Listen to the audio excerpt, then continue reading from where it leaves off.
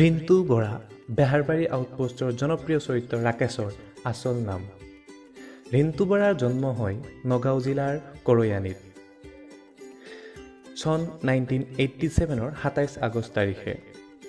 তেওঁৰ জন্মৰ 13 মাহ পিছতেই তেখেতৰ নিজ মাতৃৰ মৃত্যু হয়। তেখেতৰ পিতৃৰ নাম স্বৰ্গীয় পদ্মকান্ত বৰা আৰু মাতৃৰ নাম অৰ্ণ বৰা। সৰুতে মাতৃৰ মৃত্যু হোৱা হেতুকে মোমায়েকৰ ঘৰতে স্কুলীয়া শিক্ষা আৰম্ভ কৰিছিল।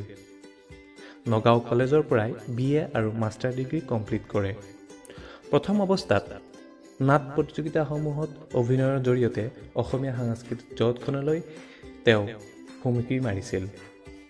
তাৰ পিছত বেহাৰবাৰী আউটপোষ্টত প্ৰথম অৱস্থাত স্ক্ৰিপ্ট ৰাইটাৰ হিচাপে আৰু পিছলৈ বৰ্তমানৰ জনপ্ৰিয় চৰিত্ৰ ৰাকেশ হিচাপে অভিনয় কৰিবলৈ আৰম্ভ কৰে। বেহাৰবাৰী আউটপোষ্টৰ বাহিৰেও অৰ্ধাংগিনী আউসীৰ জোনাক আদি জনপ্ৰিয় ধাৰাবাহিকত তেওঁ স্ক্ৰিপ্ট ৰাইটাৰ হিচাপে কাম কৰে। তেখেতে অভিনয় কৰা চিৰিয়েল কেইখন হৈছে FIR, বাহ অমৰাৱতী বাহ আৰু তাৰ লগতে বেহাৰবাৰী আউটপোষ্ট। তেখেতৰ এখন চিনেমাও আছে, সেইখন হৈছে ৰতনপুৰ।